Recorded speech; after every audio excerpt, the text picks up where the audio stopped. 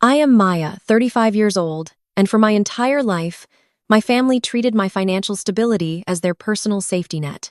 I built a highly successful career as a forensic accountant and secretly acquired a massive commercial real estate empire, while my parents crowned my younger sister, Jasmine, the golden child of the family. But the day they crossed the line from toxic entitlement to federal fraud was the day I stopped being their scapegoat and became their absolute worst nightmare.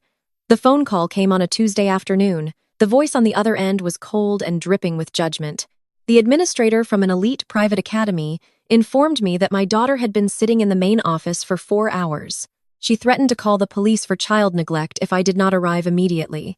I gripped my phone, utterly bewildered, and replied that I did not have a daughter, that I was 35 and fiercely single. The woman scoffed, insisting my name, my social security number, and my direct contact information were printed clearly on the primary parental file. I had no idea that driving to that school would uncover a web of identity theft, child abandonment, and financial ruin orchestrated by my own flesh and blood. Before I continue this story, let me know where you are watching from in the comments below.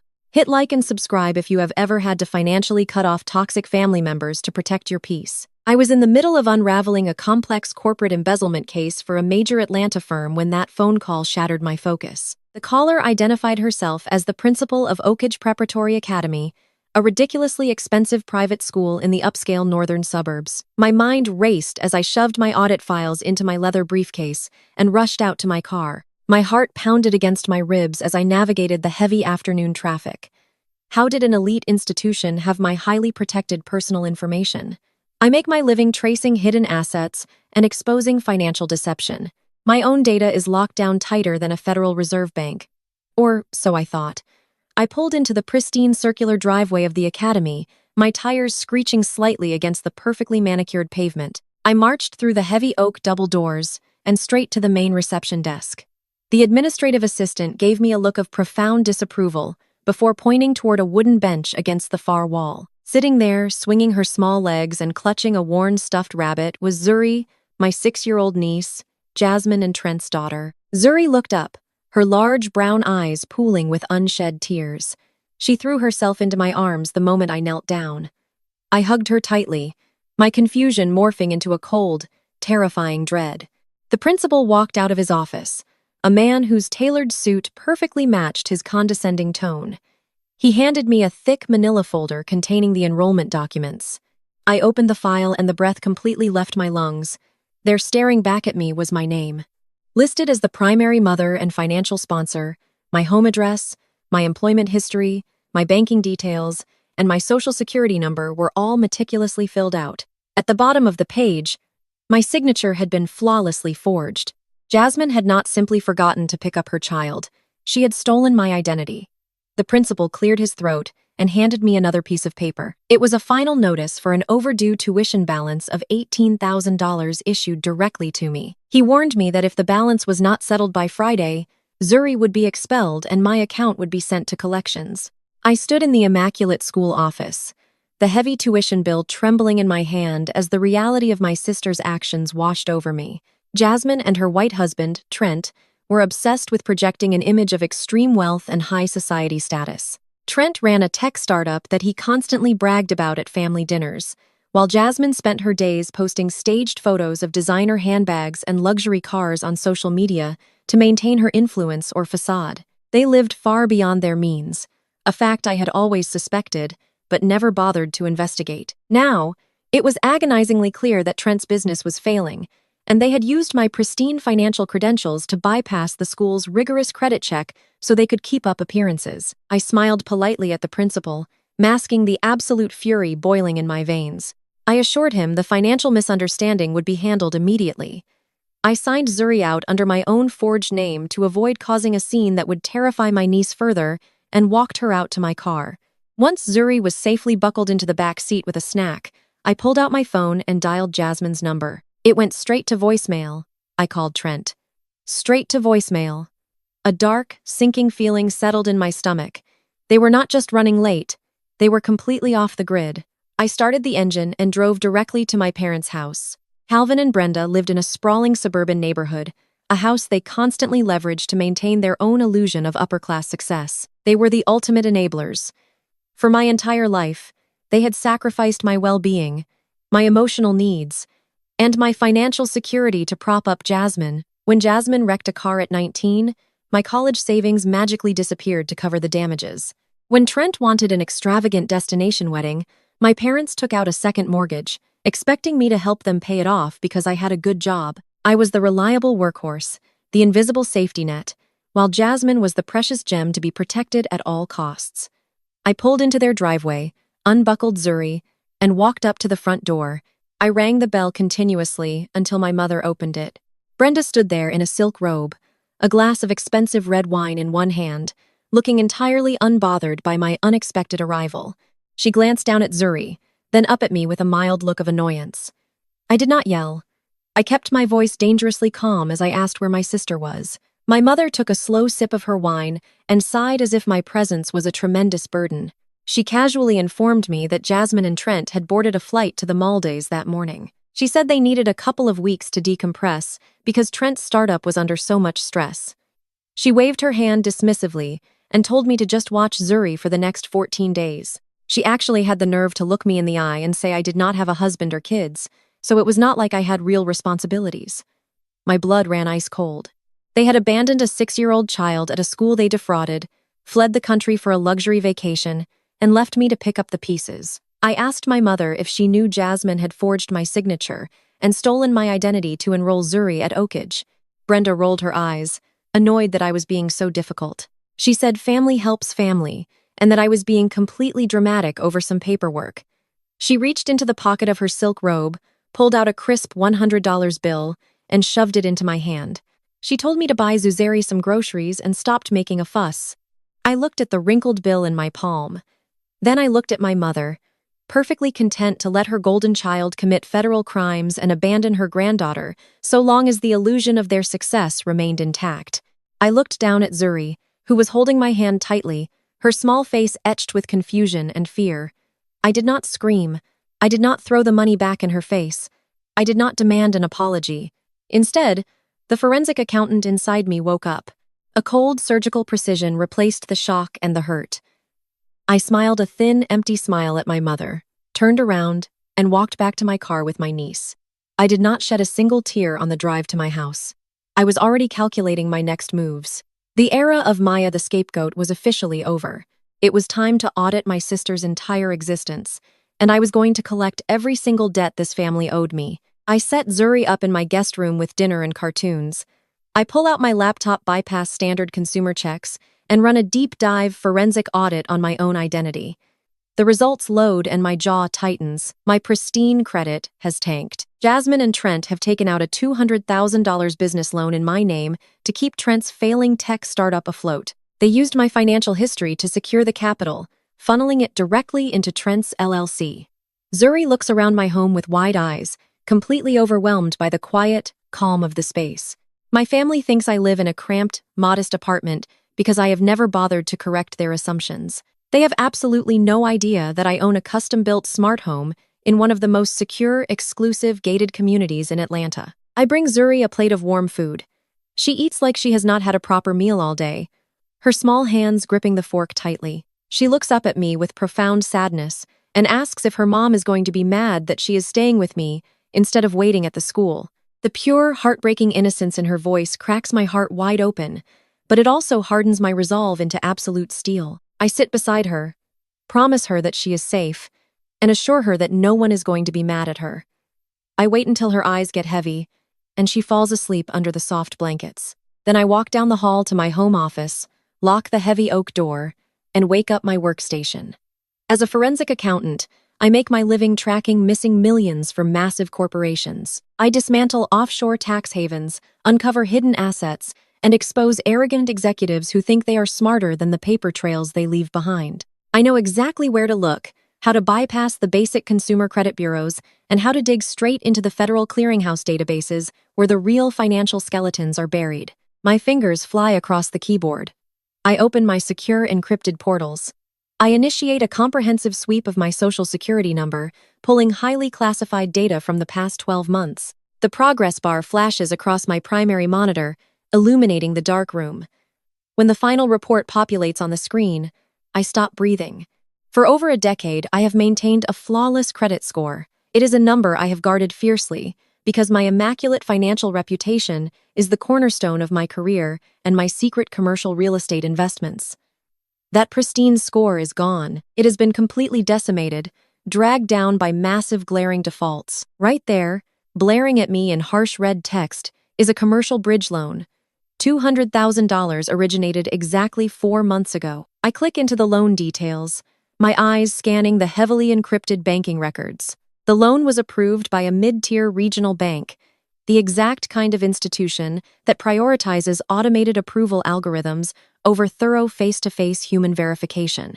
I pull the digital copies of the origination documents. My stomach churns with a toxic mixture of absolute disgust and sheer disbelief. There is my name. There is my forged signature practiced and copied with terrifying accuracy. But forgery alone does not secure a 6F-figure commercial loan. They needed heavy documentation. They needed proof of income tax returns and verified liquid assets. I stare at the attached files, my mind racing to figure out how Jasmine acquired my highly classified financial records. Then the realization hits me like a physical blow to the chest. Last spring, my father asked me to help him organize his tax documents because he was facing a minor audit from the IRS. Being the dutiful, reliable daughter I had always been conditioned to be, I spent an entire weekend at my parents' house sorting through his messy, disorganized files. I had brought my own personal tax returns in a sealed envelope to reference a specific deduction protocol. I accidentally left that envelope on his desk when I had to rush out to take an emergency client call. I asked him to shred it the next day. He promised me he would. He lied. Calvin and Brenda did not just turn a blind eye to Jasmine's reckless behavior. They actively handed over my private, highly sensitive financial documents so their golden child and her entitled white husband could commit federal wire fraud. They handed Trent my life's work on a silver platter because they truly believed his tech startup was destined to make them all incredibly rich. Trent always strutted around our family barbecues, talking in circles about disruptive algorithms and venture capital. He possessed that specific brand of arrogant privilege, easily coasting on buzzwords, and assumed competence while looking down his nose at my accounting career as if I were just a glorified human calculator. My parents ate up every single word he said. They treated him like a visionary genius, while treating me like the unpaid family servant. And when Trent's visionary genius ran out of cash, they decided my unblemished identity was the perfect collateral. The severe gravity of the situation locks my muscles. This is not just a petty family dispute over stolen money. This is an existential threat to everything I have painstakingly built from the ground up. I hold an active CPA license. I run a highly vetted financial firm. I am the sole owner of a blind limited liability company that holds tens of millions of dollars in premium commercial real estate across the city. If this fraudulent loan defaults and goes into heavy litigation, the regional bank could file a massive lien against my assets. A criminal fraud investigation could trigger an automatic suspension of my professional licenses. Jasmine and Trent did not just steal $200,000. They strapped a ticking bomb to my entire empire and walked away to drink champagne on a luxury yacht. I do not cry. I do not throw things or scream into the void. Emotion is a luxury for people who are not in the middle of a war, and a war has just been declared. I open a new secure window on my monitor and begin tracing the funds. I follow the digital breadcrumbs from the regional bank directly into a corporate account registered to Trent's business. From there, I pull the public expense records and cross-reference them with the corporate data I can legally access through my firm. The money was not used to develop software. It was not used to hire engineers, secure patents, or expand operations.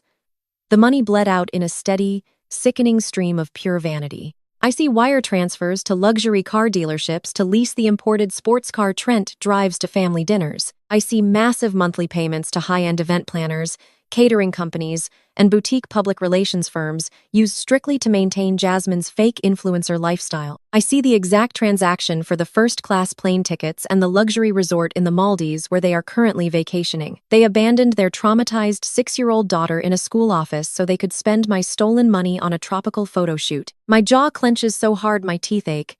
They think I am weak. They think I am the same desperate, eager-to-please girl who used to beg for Calvin and Brenda's affection and approval. They think I will absorb this massive debt silently to protect the family name, just like I absorbed every other insult, slight, and theft over the past 3 decades. They are dead wrong. I highlight the loan documents, the forged signatures, the fraudulent tax submissions, and the wire transfers. I hit print. The laser printer in the corner of my office hums to life, spitting out page after page of undeniable federal evidence. I create an encrypted password-protected folder on my local drive and begin compiling a massive airtight prosecution file. I am going to build a legal cage so flawless, so heavily reinforced with irrefutable proof that no high-priced defense attorney will ever be able to dismantle it. I sit back in my ergonomic leather chair, the cool glow of the monitors casting long shadows across my dark office. I listen to the quiet, rhythmic breathing of my niece sleeping down the hall, completely unaware of the monsters her parents truly are. Jasmine and Trent took my name because they thought it carried no power, no bite, and no consequence. They assumed my quiet stability was a sign of utter complacency. But forensic accountants do not just count money. We destroy lies. I pull out my phone and look at the careless text message from my mother demanding I keep the peace and play the good sister while they play rich. I set the phone face down on the desk. The time for keeping the peace is over. I am going to tear their fraudulent world down to the studs, and I am going to make sure they feel every single consequence they thought they could escape. I barely sleep that night. When the sun finally begins to rise over Atlanta, I am already dressed and running on pure adrenaline and dark coffee. I call Miss Cora, a retired nurse, and one of my most trusted neighbors in my secure gated community. I pay her handsomely to watch Zuri for the morning. Zuri is still asleep in the guest room, wrapped securely in a heavy duvet, completely shielded from the storm I am about to unleash. I kiss her forehead softly, lock my front door, and walk out to my car. I drive across town toward my parents' neighborhood.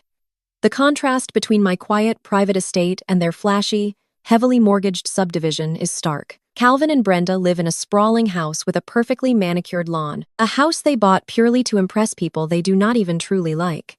They have always cared more about the appearance of generational wealth than actual financial stability. They are the ultimate enablers, the kind of parents who will set themselves on fire just to keep their golden child warm. Today I am going to show them exactly what happens when you play with fire. I park in their wide driveway. I do not bother ringing the doorbell. I use the spare emergency key they gave me years ago, a key I have never used until this exact moment. I step into the grand foyer. The smell of freshly brewed coffee and frying bacon wafts from the kitchen. It is a picturesque, peaceful Sunday morning. I walk straight into the formal dining room, my leather briefcase heavy in my hand. My father, Calvin, is sitting at the head of the long mahogany table, reading a golf magazine. My mother, Brenda, is pouring herself a cup of coffee. They look up, startled by my sudden and silent appearance. Brenda immediately frowns, tightening her silk robe around her waist. She asks where Zuri is and why I am bothering them so early on a weekend. She actually sounds annoyed, as if my presence is an unwarranted disruption to her perfect morning. I do not say good morning. I do not offer a polite greeting. I reach into my briefcase, pull out the thick, heavy stack of printed federal loan documents, and drop it directly onto the center of the dining table. The heavy thud of the paper echoes sharply in the quiet room. I tell them I found the loan. I tell them I know exactly what they did. Calvin glances at the front page. His posture stiffens, but he does not look surprised. He does not look ashamed. He looks annoyed that he has been caught. Brenda sets her coffee mug down, her eyes darting quickly away from mine. They knew every single detail. I lean over the table, keeping my voice dangerously low and completely steady. I ask them how long they have been helping Jasmine and Trent commit federal wire fraud. I point to the third page of the origination contract. Right there, Jasmine's perfect forgery of my signature are the signatures of 2 official witnesses, Calvin and Brenda. My own parents co-signed their names to a fraudulent federal document, legally verifying an identity theft that could completely destroy my entire life. Calvin sigh loudly, taking off his reading glasses and rubbing the bridge of his nose as if I am simply a rebellious teenager acting out. He uses his deep, authoritative, patriarchal voice, the one he always uses when he expects me to just fall in line. He tells me that Trent is on the verge of a massive tech breakthrough. He says Trent just needed a temporary bridge loan to secure his next round of venture capital funding. Calvin actually looks me right in the eye and tells me that family helps family. He says I make plenty of money, and he tells me not to be so greedy. I stare at the man who raised me. The absolute audacity of his statement hangs thick and suffocating in the air. He is defending a mediocre white man who is bleeding his daughter dry, while simultaneously treating his own highly successful black daughter like a disposable, unlimited bank account. Calvin has always craved proximity to Trent's assumed privilege, treating my brother-in-law like the visionary prodigy he always wanted. While looking down on my accounting career as if I am just a glorified human calculator, Brenda chimes in, crossing her arms defensively. She says Jasmine deserves a beautiful life, and that I should be proud to help my sister achieve her dreams. She tells me the loan will be paid back eventually, and that I am making a massive deal out of a standard temporary financial strategy. She actually rolls her eyes and tells me to stop being so dramatic over some paperwork. I do not give them a tearful monologue. I do not cry. I do not beg them to love me or ask them why my hard work was never good enough for them. I snap back with the cold, hard facts of their lifelong betrayal. I ask them if this is the same kind of help they gave me when I was 18 years old. I remind them of the day they emptied my entire college savings account, the money I had worked multiple part-time jobs to build just so they could pay for Jasmine's lavish destination wedding to Trent. I remind them that I had to take out massive high-interest student loans and work exhausting graveyard shifts just to pay for my accounting degree. While Jasmine drank expensive champagne on a private beach, I point a rigid finger at the documents on the table. I tell them, this is not a family favor. This is not a temporary bridge loan or a clever financial strategy. This is felony identity theft. This is federal wire fraud. This is criminal conspiracy. I explain the brutal reality of my profession to them in words so sharp they cut through the room. I hold an active license as a certified public accountant. I run a highly vetted forensic accounting firm. I handle tens of millions of dollars for massive corporate clients and federal agencies. If this fraudulent $200,000 loan defaults, which it absolutely will because Trent is drowning in debt and running a failing company, the bank will come after me. A criminal fraud investigation will trigger an automatic immediate suspension of my professional licenses. Everything I have spent my entire life building, my immaculate reputation, my career, and my secret commercial real estate portfolio, will be entirely wiped out. I look directly at my father. I ask him if he truly expects me to lose my entire livelihood to face absolute financial ruin just so Trent can lease imported sports cars and Jasmine can pretend to be a wealthy socialite for her internet followers. Calvin opens his mouth to speak, but the words die in his throat. The severe gravity of the legal terms I just used finally penetrates his arrogant delusion. Felony, wire fraud, conspiracy. These are not words you can brush away with a fatherly sigh or a condescending lecture.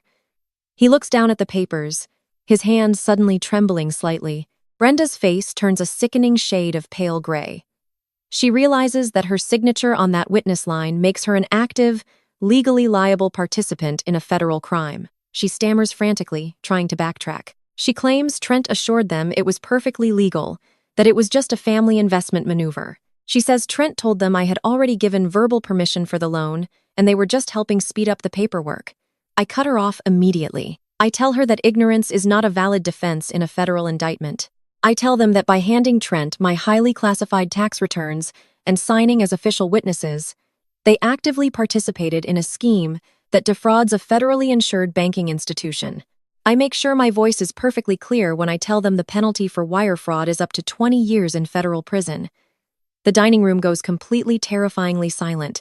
The only sound is the low humming of the refrigerator in the background. The smell of breakfast now makes me want to be physically sick. Their guilty silence confirms everything I ever suspected. They were so blinded by their desperation to maintain a wealthy image, so obsessed with elevating the golden child that they willingly served up their other daughter as a sacrificial lamb. They did not care if I lost everything as long as Jasmine kept her perfect lifestyle. I gather my briefcase and step back from the table. I tell them they have made their choices, and now they will have to survive the consequences. Calvin suddenly stands up, raising his hands in a frantic, placating gesture. He begs me to sit down and talk about this reasonably. He says we can fix this without involving the authorities or ruining the family name. He promises they will call Trent right now and make him pay the money back tomorrow. I look at him with absolute unyielding ice. I tell him the money is already gone. Trent spent it on luxury vacations, vanity public relations firms, and expensive catered parties. There is no money left to pay back. I look at both of my parents, seeing them not as the authorities who raised me, but as the pathetic, image-obsessed accomplices they truly are. I tell my parents that they stopped being my family, the exact moment they decided my total ruin was an acceptable price to pay for Jasmine's comfort. I turn around and walk toward the front door. Brenda calls out my name, her voice finally cracking with genuine, unadulterated fear. But I do not stop. I do not look back. I walk out into the bright Sunday morning sunshine, get into my car, and drive away. They thought they could use my name to build their fragile house of cards, but they forgot one crucial detail. I am the forensic accountant, and I am the one who knows exactly how to tear it all down. Your daughter has been sitting in the main office for 4 hours. The stern voice on the other end of the line snapped, leaving absolutely no room for negotiation. If you are not here in 20 minutes, I am legally obligated to call Child Protective Services for abandonment. I stared blindly at the financial audit files spread across my heavy mahogany desk, the numbers blurring together as a cold wave of confusion washed over me. I gripped my phone and calmly told the woman that she had made a terrible mistake. I told her, I am 35 years old. I am fiercely single. I do not have a daughter. The administrator let out an exasperated sigh, reading off my full name, my personal cell phone number, my home address, and the last 4 digits of my social security number. She told me my information was printed clearly on the primary parental emergency file. I had no idea that driving to that elite private academy would crack open a staggering web of identity theft, child abandonment, and financial ruin orchestrated by my own flesh and blood. Before I continue this story, let me know where you are watching from in the comments below. Hit like and subscribe if you have ever had to financially cut off toxic family members to protect your peace. I slammed my laptop shut and rushed out of my office building. My heart hammered against my ribs as I navigated the heavy afternoon traffic of downtown Atlanta. I am a forensic accountant. I spend my days tracing hidden assets, uncovering corporate embezzlement, and destroying the carefully constructed lies of arrogant executives. My own personal data is locked down tighter than a federal vault. The idea that a school I had never heard of possessed my most sensitive information was not just alarming, it was terrifying. I pulled into the pristine circular driveway of Oak Ridge Preparatory Academy, my tires screeching slightly against the polished asphalt. I marched through the heavy oak double doors and headed straight for the main reception desk. The administrative assistant gave me a look of profound, icy disapproval before gesturing toward a wooden bench against the far wall. Sitting there, her small legs swinging nervously above the floor, clutching a worn, stuffed rabbit, was Zuri, my 6-year-old niece, Jasmine and Trent's daughter. Zuri looked up, her large brown eyes pooling with unshed tears. She threw herself into my arms the moment I knelt down. I hugged her tightly, the scent of her strawberry shampoo mixing with the sharp, sterile smell of the school office. My confusion instantly morphed into a cold, terrifying dread. Why was my niece listed as my daughter? Where was my sister? The principal walked out of his office. He was a tall man whose impeccably tailored suit perfectly matched his condescending tone. He did not offer a polite greeting. He simply handed me a thick manila folder containing the school enrollment documents. I opened the file, and the breath completely left my lungs. There, staring back at me in stark black and white, was my name. I was listed as the primary mother and the sole financial sponsor. My home address in an exclusive gated community, my employment history at my firm, my exact banking details, and my social security number were all meticulously filled out on the heavy cardstock. At the bottom of the page, my signature had been flawlessly forged. Jasmine had not simply forgotten to pick up her child. She had stolen my identity. The principal cleared his throat, his gaze heavy with judgment, and handed me another piece of paper.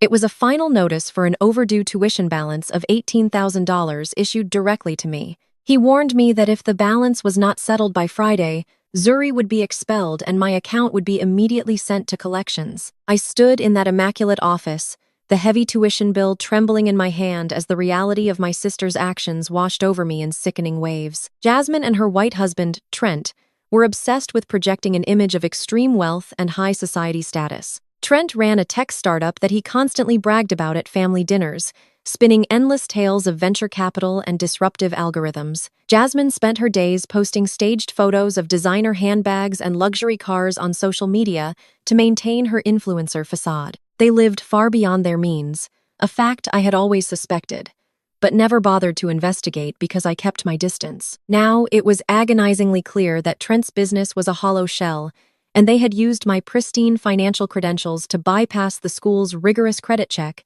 just so they could keep up appearances. I forced a polite smile for the principal, completely masking the absolute fury boiling in my veins. I assured him the financial misunderstanding would be handled immediately and requested a copy of every single document in Zur's file. I signed my niece out under my own forged name, swallowing the bitter taste of bile in my throat to avoid causing a scene that would terrify the little girl any further. I walked her out to my car, my mind racing with terrifying legal implications. Once Zuri was safely buckled into the back seat with a juice box, I pulled out my phone. I dialed Jasmine's number. It rang once and went straight to voicemail. I dialed Trent. Straight to voicemail. A dark, sinking feeling settled deep in my stomach. They were not just running late. They had turned their phones off entirely. They were completely off the grid. I started the engine and drove directly to my parents' house. Calvin and Brenda lived in a sprawling suburban neighborhood, occupying a house they constantly leveraged with second mortgages just to maintain their own illusion of upper-class success. They were the ultimate enablers. For my entire life, they had sacrificed my well-being, my emotional needs, and my financial security to prop up Jasmine. When Jasmine wrecked a car at 19, my college savings magically disappeared to cover the damages. When Trent wanted an extravagant destination wedding, my parents drained their retirement accounts and expected me to help them pay the bills because I had a good job. I was always the reliable workhorse, the invisible safety net, while Jasmine was the precious gem to be protected at all costs. I pulled into their wide driveway, unbuckled Zuri, and walked briskly up the brick path to the front door. I rang the bell, continuously, leaning on the chime until the heavy door finally swung open. My mother, Brenda, stood there in a floral silk robe. She was holding a glass of expensive red wine, looking entirely unbothered by my unexpected and frantic arrival. She glanced down at Zuri, who was hiding shilly behind my leg, and then looked up at me with a mild expression of annoyance. I did not yell. I kept my voice dangerously calm, the kind of quiet that precedes a devastating storm. I asked her exactly where my sister was.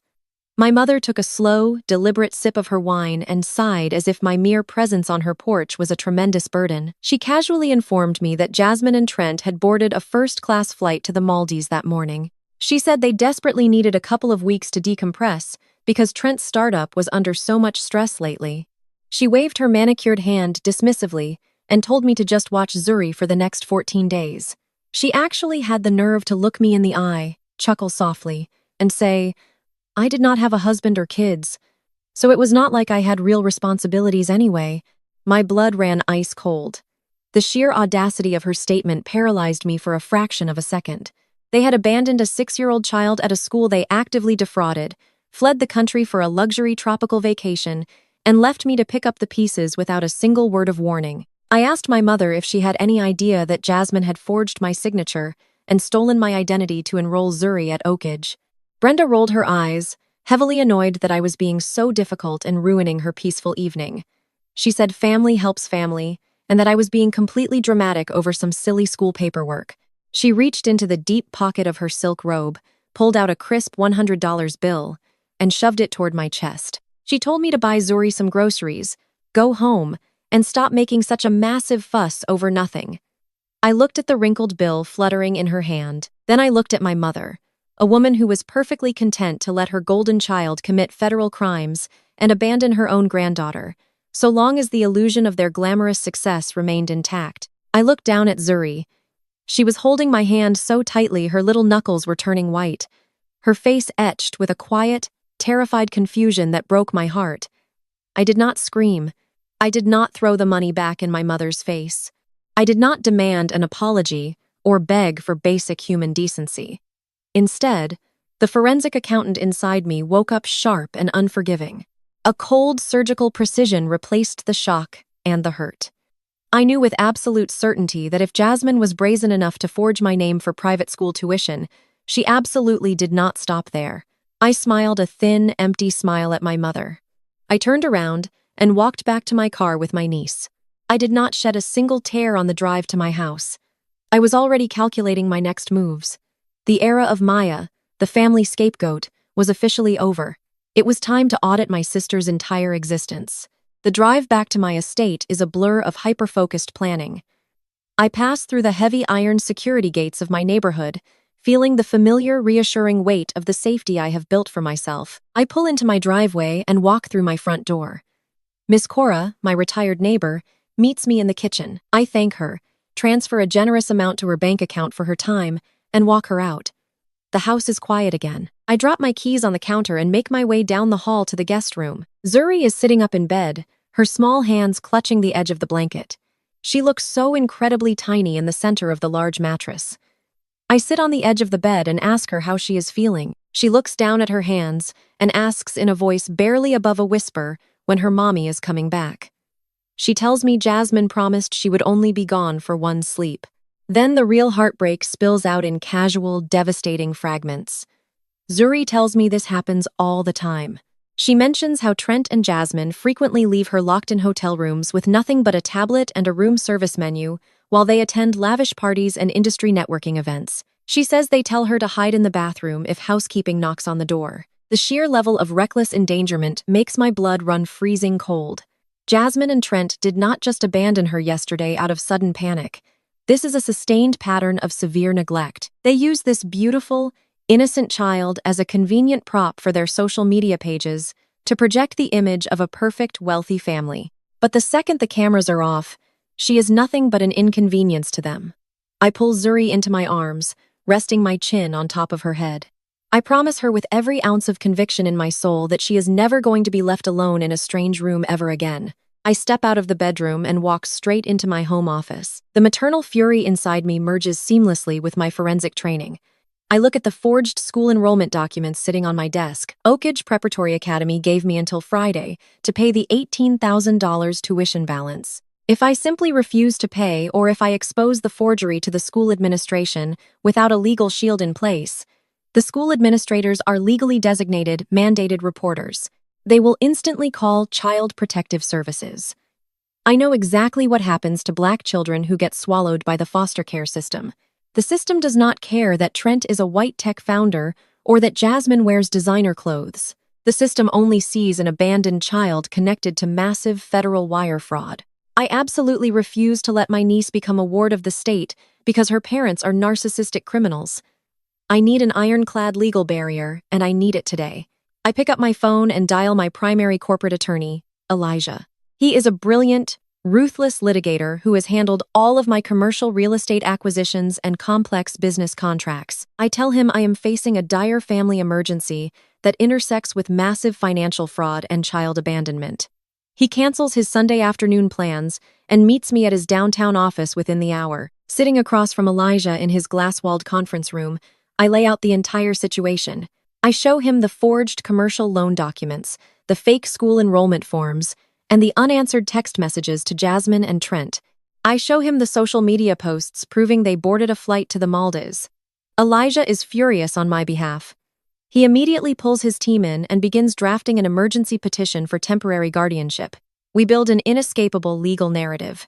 We use the documented abandonment, their total unresponsiveness, and the fact that they fled the country while under the shadow of an active federal fraud investigation as our primary leverage. We argue that Jasmine and Trent are severe flight risks who pose an immediate imminent danger to the physical and emotional welfare of their minor child. Furthermore, I present my own immaculate financial portfolio and my secure, stable home environment to prove I am the only viable safeguardian for Zuri. Early Monday morning, Elijah stands before a family court judge and files the ex parte emergency motion. Given the staggering weight of the evidence, the forged school documents, the 6F-figure federal fraud, and the documented international flight, the judge does not even hesitate. The gavel comes down. The court grants me immediate full physical and legal temporary guardianship of Zuri. I walk out of the courthouse holding the certified stamped guardianship order. A profound sense of relief washes over me quickly, followed by a dark, triumphant satisfaction. Jasmine and Trent no longer have any legal authority over the child they discarded. Zuri is shielded by the full power of the court. Child Protective Services cannot touch her. The school cannot expel her or call the authorities on me for neglect. She is entirely under my protection. I drive back to my estate. Zuri is sitting at the kitchen island drawing a picture with a box of crayons I bought for her. I hand my newly hired nanny the rest of the day off. I sit down next to my niece, pour myself a glass of cold water, and watch her color. The most vulnerable piece of this entire disastrous puzzle has now been completely secured. My sister and her husband think they are untouchable, sipping champagne on a beach halfway across the world, assuming I am quietly cleaning up their mess. They have no idea that I have just legally stripped them of their child. The defensive phase of my operation is officially complete. Now, every single move I make is purely offensive. I open my laptop on the kitchen counter. It is time to look at the commercial lease agreement Trent signed for his tech startup. I pull my car into the quiet sanctuary of my garage and walk straight through the house to my home office. My mind is operating with a cold and terrifying clarity. Calvin and Brenda made their choice. They chose the illusion of wealth and the comfort of their arrogant white son-in-law over their own flesh and blood. They decided my total financial ruin was an acceptable price to pay to keep Jasmine happy. Now I am going to dismantle their entire fabricated reality piece by piece. I lock the heavy oak door of my office, sit down at my multi-monitor workstation, and open my encrypted financial software. It is time to follow the money. I pull up the raw transaction data from the fraudulent $200,000 loan Jasmine and Trent secured in my name. The regional bank deposited the funds directly into a primary corporate checking account registered to Trent's technology startup. I watched the digital trail of the money bleeding out in real time. It is a pathetic display of extreme financial negligence. There are massive wire transfers to luxury car dealerships to cover the lease on the imported sports car Trent drives to family dinners. There are payments to boutique public relations firms, high-end event planners, and private catering companies. There is the exact transaction for the first-class airline tickets and the luxury resort in the Maldives where they are currently hiding. They took my pristine financial identity and used it to fund a lavish, empty lifestyle they could not afford.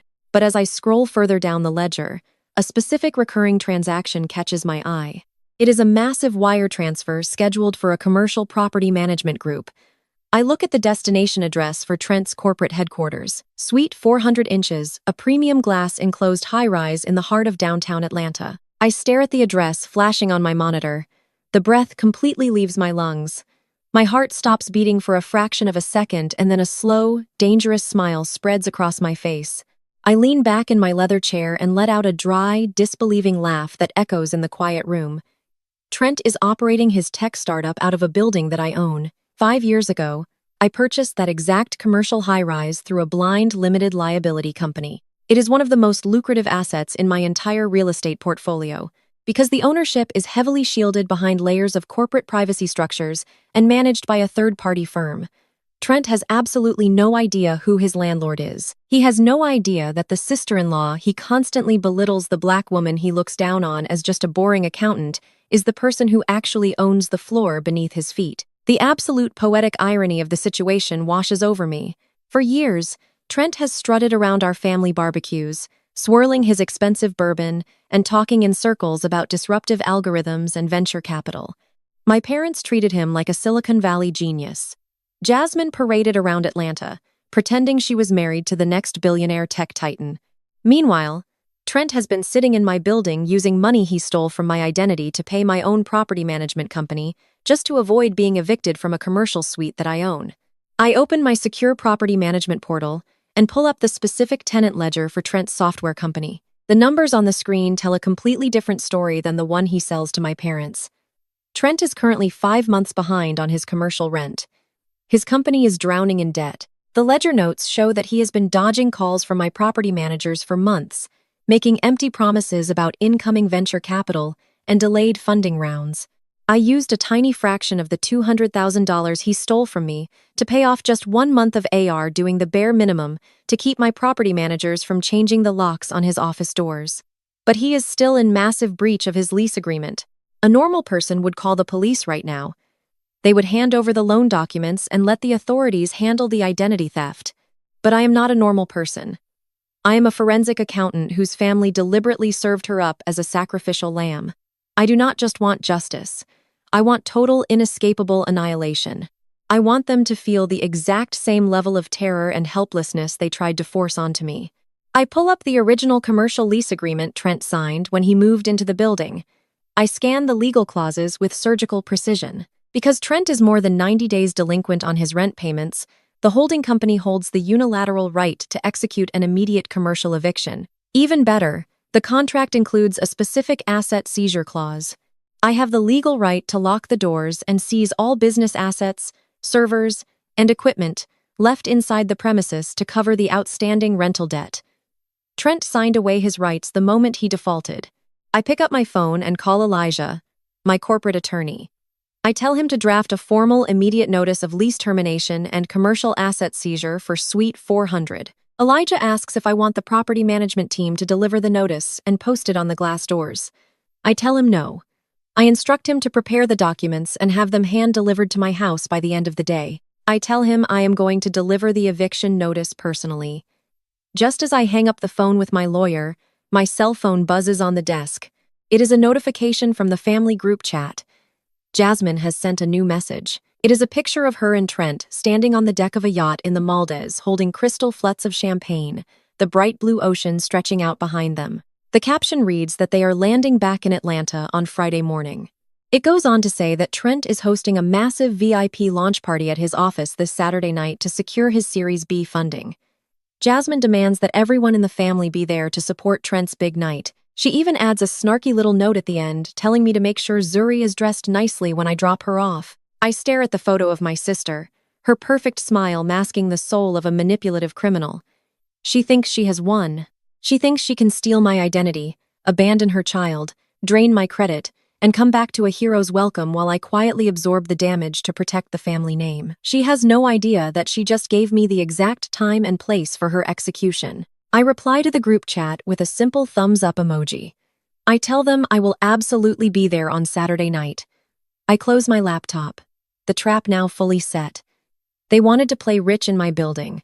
Now I am going to show them exactly who owns the house. I wake up the next morning feeling a sense of profound and absolute clarity, the kind of peace that only comes when you finally stop trying to save people who are actively trying to drown you. Zuri is happily eating a bowl of cereal in my kitchen, safe under my legal guardianship and completely shielded from the chaos her parents created. I leave her with my trusted nanny and head straight to my downtown corporate office. It is time to execute the financial trap I have meticulously set. I pull out the commercial lease agreement for Trent's startup company. In commercial real estate, especially in high-end buildings like the one I own through my blind limited liability company, the leases are completely ironclad. There is no grace period for feelings. There are no extensions for family ties, especially when the tenant has absolutely no idea they are renting from their sister-in-law. I pick up my phone and call my lead property manager, a sharp, no-nonsense woman named Sarah, who handles the day-to-day operations of my holding company. I maintain my professional persona and instruct her to pull the complete physical and financial file for Suite 400. Sarah reads off the violations one by one, her voice laced with professional disdain. Trent is not just 5 months behind on his base rent. He has bounced 2 consecutive premium checks. High has made unauthorized structural alterations to the suite, knocking down walls without pulling permits just to make the space look more like an open-concept Silicon Valley playground. Furthermore, he has repeatedly violated this building code by hosting loud after-hours networking events without securing the proper commercial event insurance. I listen to the list of catastrophic lease violations and feel a cold, triumphant satisfaction. I tell Sarah to halt all standard collection attempts immediately. I tell her we are bypassing the basic warning letters and going straight to the nuclear option. I instruct her to prepare an immediate commercial eviction notice due to severe breach of contract. Then I make my next call to my corporate attorney, Elijah. I drive to his office and sit across his massive glass desk. I slide the heavily tabbed lease agreement toward him and tap my finger on Section 12, the asset seizure clause. I explain the full scope of the situation. Because Trent has defaulted so heavily on his rent, and because the minimal payments he did make were funded by a fraudulent $200,000 loan taken out using my stolen identity, I am executing my right as the landlord to seize every single asset inside that office. Elijah reads over the contract. He looks up at me with a sharp, deeply impressed smile. He confirms that under Georgia commercial real estate law, a landlord can legally lock the doors and seize business assets to cover outstanding rental debt when the breach is this severe and documented. Trent's expensive desktop computers, his high-end espresso machines, his data servers, and his custom designer office furniture will legally belong to my holding company the second the eviction notice is served. I tell Elijah I want the documents drafted officially stamped by the court and ready for immediate execution, but I give him a very specific directive regarding the timeline. I do not want the notice served on a random Tuesday afternoon when the office is empty. I tell him about the text message Jasmine sent to our family group chat. The message where she bragged about landing back in Atlanta on Friday and hosting a massive VIP launch party at Trent's office on Saturday night. The party where Trent plans to secure his next round of venture capital funding to keep his fake empire afloat. I look my lawyer dead in the eye and tell him that I want the eviction executed on Saturday night right in the middle of their catered party. I want the doors locked and the assets seized while Trent is standing in front of his wealthy investors. Elijah nods, completely understanding the cold brilliance of the strategy. He begins drafting the extensive paperwork immediately. The rest of the week passes with an eerie calm precision. I go about my daily life. I take Zuri to the park, buy her new clothes, and read her bedtime stories. She thrives in the quiet stability of my home, entirely separated from the chaotic, image-obsessed world her parents forced her to live in. Meanwhile, my phone constantly buzzes with messages from my mother. Brenda is in a complete frenzy over Trent's upcoming launch party. She texts me photos of the designer dresses she is considering wearing. She complains about how hard it is to find the perfect shoes to match my father's tailored suit. She even has the absolute audacity to text me and ask if I can transfer her $500 so she can get her hair and makeup professionally done for the event. She says she needs to look her absolute best because Trent will be introducing them to some of the most powerful and affluent investors in Atlanta. I read her messages and feel a detached sense of closure. She is so utterly consumed by the illusion of wealth that she cannot even see the massive legal and financial storm gathering directly above her head. She actively helped her golden child commit federal identity theft, abandoned her own granddaughter at a school office, and now she just wants to know if I will fund her salon visit so she can look rich. I do not respond to her request for money. I simply tell her I will see her at the party. Friday arrives. Jasmine and Trent land in Atlanta. Jasmine posts a highly edited video on her social media, showing off her tan and bragging about how refreshed they feel after their luxury tropical vacation. She does not post a sing about her daughter. She does not call to check on Zuri. She does not even ask if the $18,000 school tuition bill was handled. She simply assumes that I, the reliable, boring, invisible sister, have quietly cleaned up her mess, just like I have always done. Late Friday afternoon, Elijah's private courier arrives at my secure estate. I sign for a thick, heavy legal envelope. Inside are the final court-approved documents, the immediate commercial eviction notice, the asset seizure authorization, the formal declarations of breach of contract. They are stamped with the official county seal, signed and completely legally binding. I lay the documents out on my wide kitchen island, running my hand over the crisp white paper. This is the culmination of 35 years of being treated like a disposable asset. This is the exact price of their arrogance. I walk into my master bedroom and open my walk-in closet. I completely bypass the modest, neutral clothes I usually wear to family events to keep my mother from making snide, passive-aggressive comments about my body or my style. I reach for a flawless, custom-tailored emerald green suit. It is sharp, powerful, and unapologetic. It is the armor of a woman who owns the building, not the scapegoat who cleans up the messes in the shadows. Saturday morning, dawn bright and clear over the city. The trap is fully set.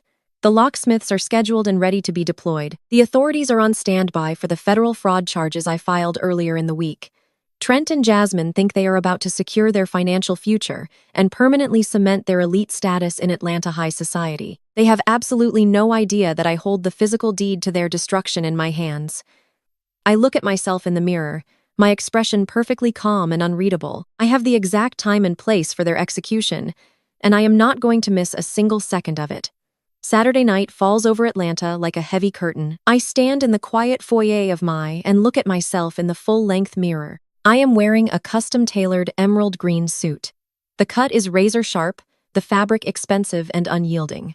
It does not look like the wardrobe of the quiet, accommodating sister who cleans up family disasters in the shadows. It looks like armor. I adjust my cuffs, pick up my black leather briefcase, and walk toward the door. Zuri is safely asleep in her new bedroom, guarded by the trusted nanny I hired and the comprehensive security system of my gated community. She is entirely shielded from the devastation I am about to unleash on her parents. I drive into the heart of downtown Atlanta. The city skyline glows against the dark sky, a towering landscape of wealth and commerce. I pull up to the premium commercial high-rise that houses Trent's startup company. The valet rushes forward to open my door, completely unaware that he is handing a claim ticket to the woman who actually owns the concrete he is standing on. I step out into the cool night air. The heavy leather briefcase in my hand contains the court-stamped immediate commercial eviction notice, the asset seizure authorization, and the undeniable proof of federal wire fraud. My heartbeat is perfectly steady. There is no fear left in my body. There is only the cold mechanical precision of a forensic accountant stepping up to the audit.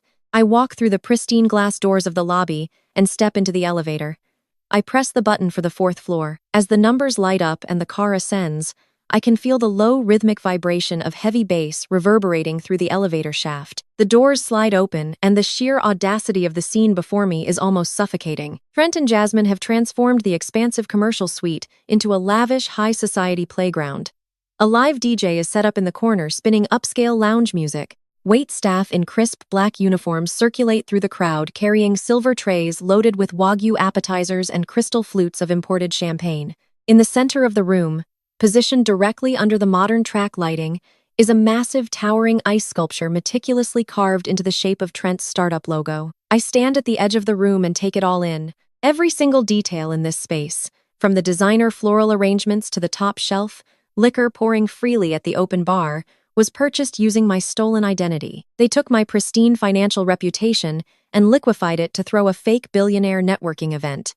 The rage burns hot and bright in the back of my mind, but I keep it securely locked behind a wall of absolute ice. I scan the crowded room and spot my parents first. Calvin and Brenda are standing near the floor-to-ceiling windows, holding court with a group of affluent local real estate investors. They are both wearing brand new designer clothes undoubtedly paid for by the same fraudulent loan. Calvin is gesturing widely with his cocktail glass, a broad, arrogant smile on his face as he spins some fabricated tale about his genius tech founder son-in-law. Brenda is laughing elegantly, sipping her champagne, projecting the absolute picture of a proud, wealthy matriarch. Looking at my mother, laughing in her expensive silk dress, a wave of profound disgust washes over me. Just a few days ago, she stood on her front porch and handed me a crumpled $100 bill. She told me to go buy groceries for the 6-year-old granddaughter she had casually allowed to be abandoned. She signed her name as a witness to a federal crime that could have destroyed my entire life. And now she is standing here drinking stolen champagne, completely unbothered by her own depravity. They are entirely consumed by the delusion of their own manufactured importance. Across the room, standing at the center of the largest crowd, is the golden couple. Jasmine is draped in a shimmering designer gown that costs more than most people's monthly mortgage. She is tossing her hair, touching the arms of wealthy venture capitalists, and playing the role of the devoted, glamorous tech wife perfectly. Trent stands beside her in a bespoke tuxedo, flashing his charismatic, arrogant smile. He is speaking loudly about disruptive algorithm scalability and his upcoming Series B funding round. He is selling them an absolute ghost town of a company, desperately trying to secure real investor capital before his house of cards collapses. I grip the handle of my briefcase and step fully into the main room. I do not try to blend in. I walk with the deliberate, heavy authority of someone who owns the very floorboards everyone is standing on. It takes exactly 30 seconds for my mother to spot me.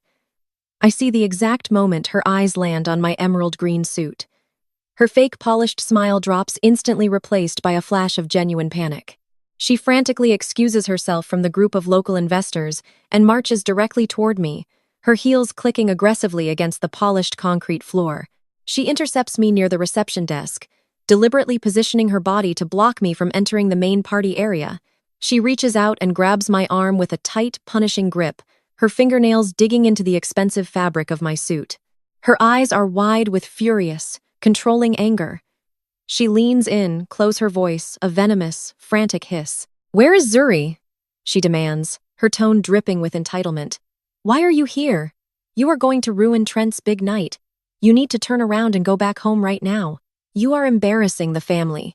She expects me to shrink. She expects me to lower my eyes, apologize for intruding, and quietly retreat to the shadows, just like I have done for the past 35 years. She expects the obedient scapegoat to absorb her anger and comply with her demands to protect the family image. I look down at her hand, clutching my arm. I do not flinch. I do not argue with her. I do not offer a single word of explanation or defense. I calmly raise my opposite hand, place my fingers over hers, and physically peel her grip off my body, one finger at a time. I look her dead in the eye with an expression of absolute terrifying emptiness, the kind of look you give a complete stranger who has just offended you in public. Brenda stares at me, her mouth slightly open in shock. She has never seen me look at her like this. She has never encountered a version of her daughter who is completely immune to her manipulation. I do not say a single word to my mother. I simply step past her, leaving her standing frozen by the reception desk. I adjust my jacket, tighten my grip on my briefcase, and walk straight toward the center of the room, aiming directly for Jasmine Trent and the circle of wealthy venture capitalists they are desperately trying to defraud. The heavy bass from the DJ booth vibrates through the polished concrete floor, matching the steady and calculated rhythm of my footsteps. I walk past caterers carrying silver platters of seared Wagyu beef and truffle caviar. I pass by young software developers wearing expensive sneakers and local Atlanta socialites who have absolutely no idea they are attending a lavish party funded entirely by felony wire fraud. The entire room is a towering monument to Trent and Jasmine's aggressive insecurity. The modern track lighting catches the massive ice sculpture positioned directly in the center of the room. It is meticulously carved into the shape of Trent's startup logo, but the edges are already beginning to melt and drip into a silver tray. It is a perfect metaphor for his entire business model. I keep my eyes locked strictly on my targets. Trent and Jasmine are standing near the floor-to-ceiling windows that overlook the glittering downtown skyline. They are flanking a man I immediately recognize from my accounting firm's corporate dossiers. He is a prominent venture capitalist, a man known throughout the city for writing massive checks to promising technology startups. Trent is leaning in close, utilizing every single ounce of his unearned confidence. Hai is gesturing broadly with a crystal tumbler of bourbon, passionately selling a vision of artificial intelligence integration that I know for a proven fact his company does not possess. Jasmine is standing right beside him wearing a permanent and highly practiced smile. She nods enthusiastically at everything Trent says, periodically touching the venture capitalist on the arm to feign charm and high society intimacy. I do not slow my pace as I approach their tight circle. I step directly into their line of sight, placing my body squarely between Trent and the panoramic view of the city. The venture capitalist pauses mid-sentence, his brow furrowing in confusion at the sudden and sharp interruption. Jasmine turns her head toward me. The moment her eyes register my face, her glowing practice smile shatters completely. It does not just fade. It instantly disintegrates into a mask of pure, unfiltered hostility. She looks at my custom emerald green suit, taking in the flawless tailoring and the uncompromising authority radiating from my posture. This is not the exhausted, accommodating older sister she expects to see. Jasmine takes a quick step forward, attempting to physically block me from the venture capitalist's view. She leans in close, her voice dropping to a harsh, venomous whisper meant only for my ears. She demands that I go wait in the back near the service elevators. She hisses that this area is reserved strictly for VIPs and that I have absolutely no business interrupting a critical funding conversation. I do not blink. I do not look at my sister. My eyes remain entirely fixed on her husband.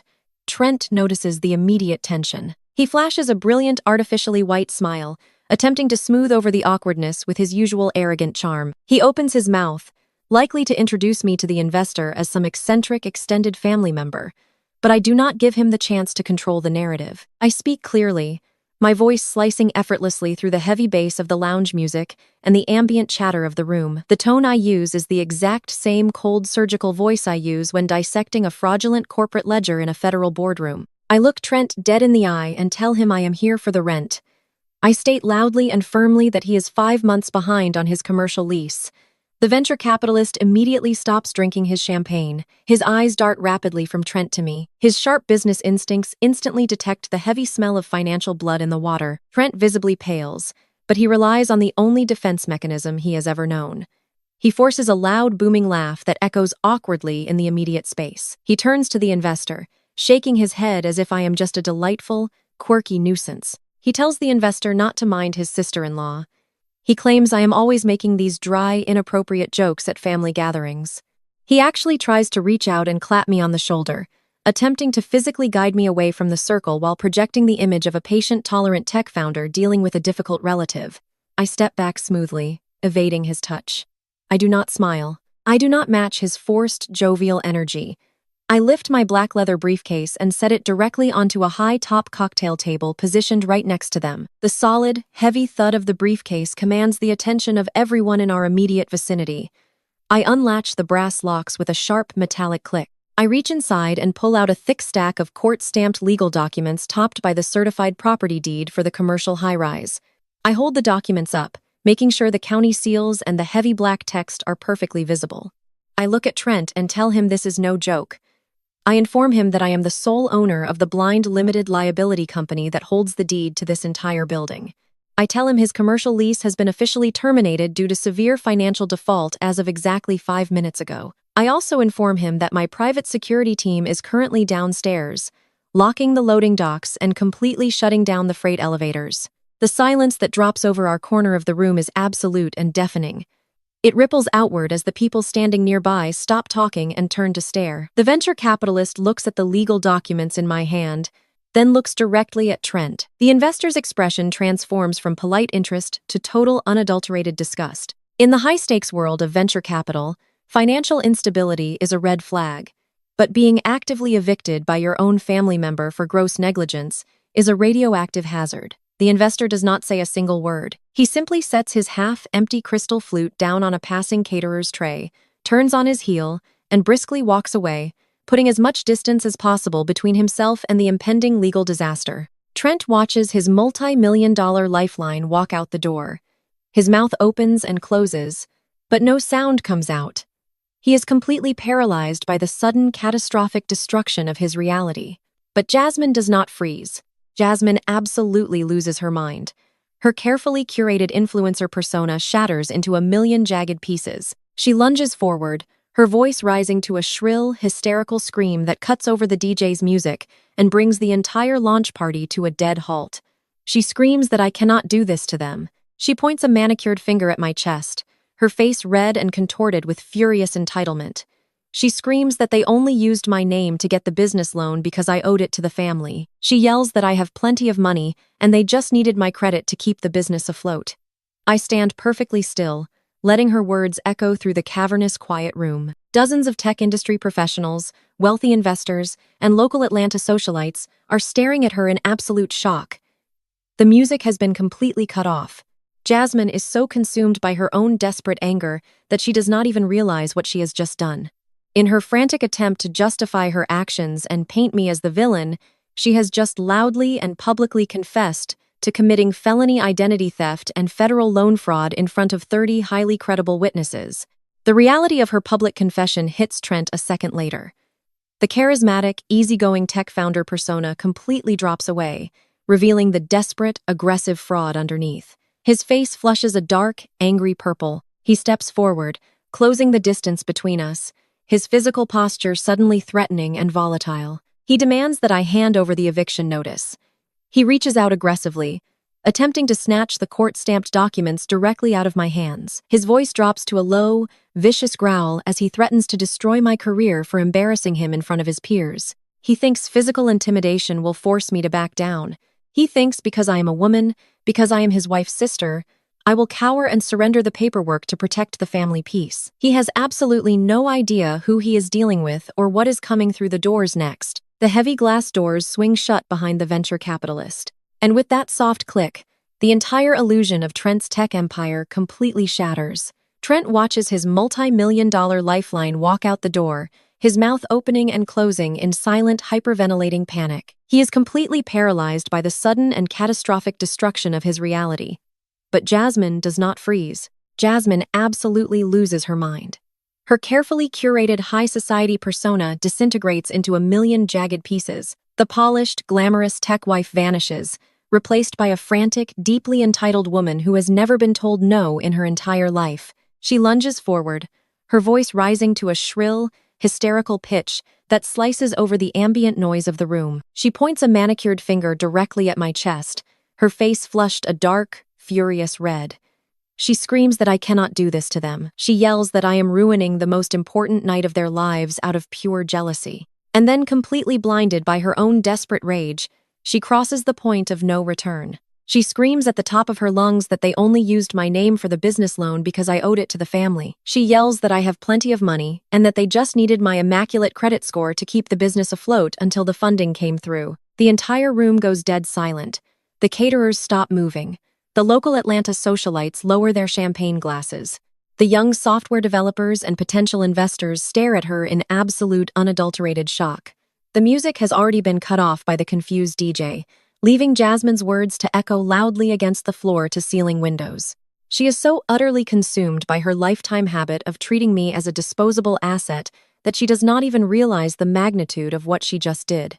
In her frantic attempt to justify her actions and paint me as the jealous older sister, she has just loudly and explicitly confessed to committing felony identity theft and federal loan fraud in front of 30 highly credible witnesses. The devastating reality of her public confession hits Trent a fraction of a second later. The charismatic, easygoing tech founder persona completely drops away, revealing the desperate, aggressive fraud underneath. The blood drains from his face, leaving him a sickening shade of pale before flushing a dark, violent crimson. He realizes that his wife just admitted to a federal crime in a room full of people who control the financial heartbeat of the city. He knows his reputation is permanently radioactive. Trent steps forward, closing the distance between us, his physical posture suddenly threatening and volatile. He demands that I hand over the eviction notice. He reaches out aggressively, attempting to snatch the court-stamped documents directly out of my hands. He thinks physical intimidation will force me to back down. He thinks because I am a black woman, because I am his wife's sister, I will cower and surrender the paperwork to protect the family peace. I do not flinch. I do not step back. I swiftly shift the heavy leather briefcase out of his reach and raise my free hand, planting my palm flat and hard against his chest to halt his advance. I look him dead in the eye and speak with a voice so cold and authoritative it stops him in his tracks. I calmly inform him that assaulting a commercial landlord during the lawful execution of a court-ordered eviction is a fast track to the county jail. I remind him that my private security team is currently waiting in the lobby and that the entire building is wired with high-definition surveillance cameras. I tell him that if he takes one more step toward me, I will add physical assault to the very long list of charges he is about to face. Trent breathes heavily, the sweat gathering at his temples and ruining the collar of his bespoke tuxedo. He drops his hand, but his voice lowers to a vicious, desperate growl. He threatens to destroy my accounting firm. He threatens to drag my name through the mud and sue me for everything I am worth for embarrassing him in front of his professional peers. I let out a dry, humorless laugh. I look around the quiet room, making eye contact with the shocked guests who are now subtly pulling out their phones to text their networks or record the fallout. I look back at Trent and tell him he does not have the money to sue a parking attendant, let alone a forensic accountant who owns the building he is standing in. I inform him that under the specific asset seizure clause of his commercial lease, every single item in this office now legally belongs to my holding company, the high-end espresso machines, the custom designer office furniture, the data servers, and the expensive desktop computers are currently being seized to cover the 5 months of rent he failed to pay. Jasmine gasps looking around the lavishly decorated suite as if the walls are closing in on her. She turns frantically to our parents who are standing completely frozen near the melting ice sculpture. Calvin and Brenda are paralyzed by the extreme public humiliation. For their entire lives, they have worshipped at the altar of upper-class respectability. They have sacrificed my well-being to ensure their family appeared flawless to the elite circles of Atlanta. Now they are standing in a rented office, watching their golden child confess to federal wire fraud, while their supposedly genius son-in-law faces a hostile commercial eviction. Jasmine begs our father to do something. She cries out for Calvin to make me stop demanding that he step in and order me to hand over the building deed. She genuinely expects our parents to shield her from the consequences of her own criminal actions, just like they have always done. Calvin opens his mouth, taking a tentative step forward.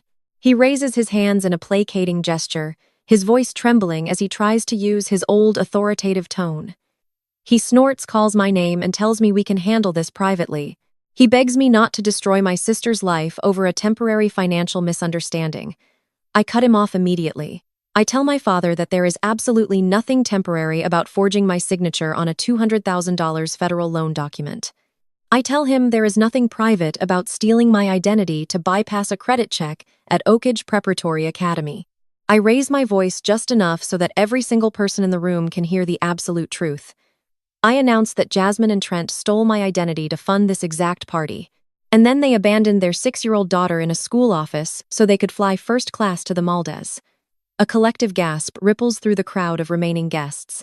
The investors and socialites stare at Jasmine and Trent with expressions of pure, unadulterated revulsion. Financial failure is one thing, but abandoning a small child to go on a luxury vacation crosses a moral boundary that no amount of smooth talking can ever erase. Several guests immediately set their drinks down and begin walking briskly toward the exit, desperate to escape the toxic fallout of this massive scandal.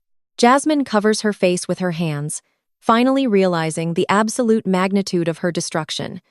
She is not just losing her fake wealth, she is losing her entire social standing. She will be a pariah in every country club, private school, and high society circle in the state of Georgia. She looks up at me, tears streaming down her face, and tells me I am a monster for doing this to my own blood. I look at my sister, feeling absolutely no pity. I tell her that I did not force her to steal from me. I did not force her to abandon Zuri. I did not force her to live a fake plastic life built entirely on lies and other people's money.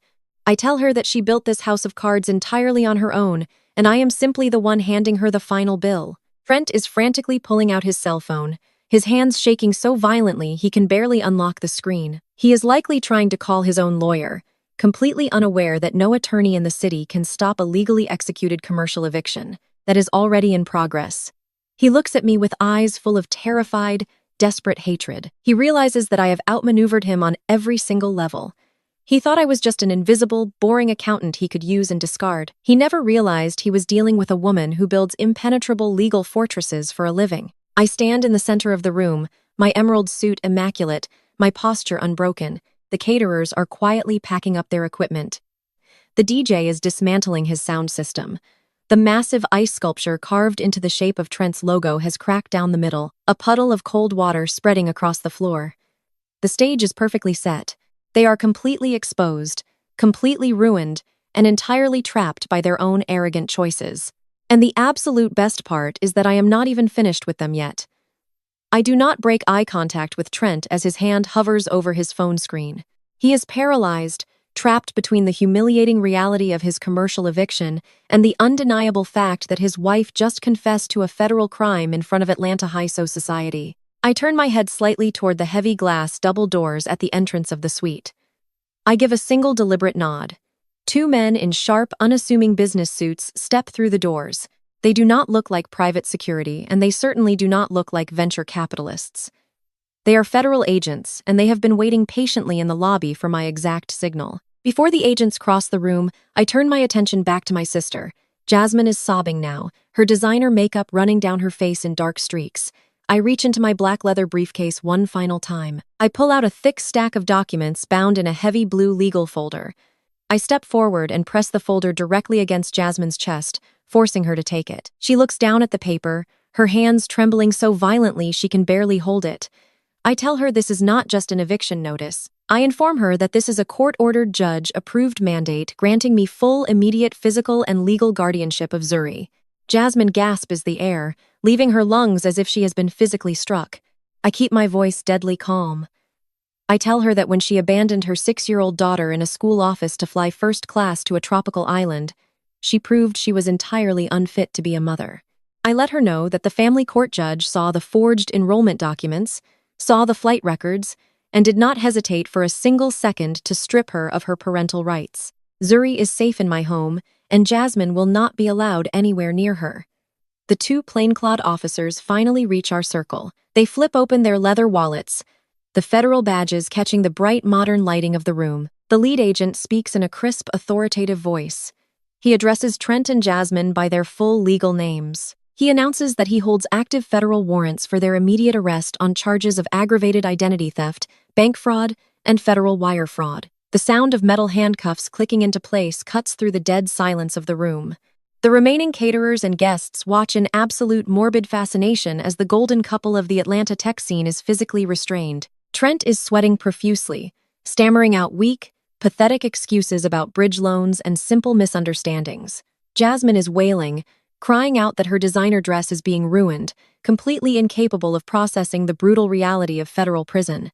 They are paraded right past the melting ice sculpture of Trent's fake company, their utter humiliation broadcast to everyone they ever tried to impress. This is the exact moment Calvin and Brenda finally snap out of their paralyzed shock. My parents rush forward, pushing past the remaining guests. Calvin's face is a mask of desperate patriarchal fury. He reaches out as if to grab my shoulder, but stops himself when I fix him with a glare so cold it freezes him in his tracks. He uses his loudest, most demanding voice.